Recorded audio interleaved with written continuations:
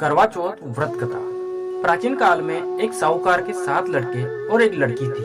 एक बार कार्तिक मास के कृष्ण पक्ष की चतुर्थी तिथि को सेठानी सहित उसकी 7 बहनें और उसकी बेटी ने भी करवा चौथ का व्रत रखा।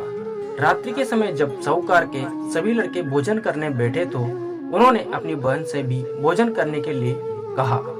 इस पर बहनों ने कहा, भाई अभी चांद नहीं निकला है, चांद निकलने पर उसे अर्घ देकर ही मैं आज भोजन करूंगी। साहूकार के बेटे अपनी बहन से बहुत प्रेम करते थे।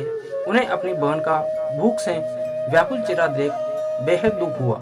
साहूकार के बेटे नगर के बाहर चले गए और एक पेड़ पर चढ़कर अग्नि जला दी। घर वापस आकर उन्होंने अपनी बहन से कहा, देखो बहन, चांद निकल आया है, अब तुम अर्घ देकर भोजन ग्रहण करो। साहूकार की बेटी ने अपनी भाभियों से कहा, देखो चांद निकल आया है, तुम लोग भी अर्घ देकर भोजन कर लो। ननद की बात सुनकर भाभियों ने कहा, बहन अभी चांद नहीं निकला है, तुम्हारे भाई धोखे से अग्नि जलाकर उसके प्रकाश को चांद के रूप में तुम्हें दिखा रहे हैं।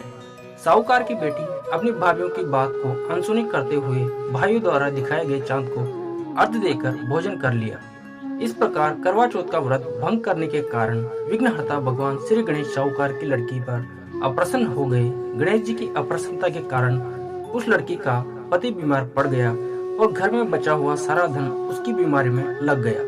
साहूकार की बेटी को जब अपने किए हुए दोषों का पता लगा तो उसे बहुत पश्चाताप हुआ।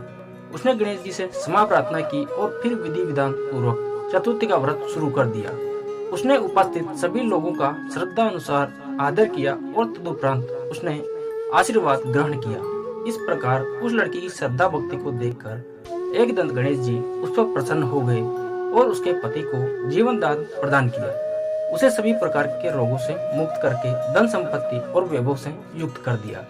इस प्रकार यदि कोई छल कपट, अहंकार, लोभ लालच को त्याग कर श्रद्धा और भक्ति भाव पूर्वक चतुर्थी का व्रत पूर्ण करता है तो वह जीवन में सभी प्रकार के दुखों और क्लेशों से मुक्त होता है और सुखमय जीवन व्यतीत करता है।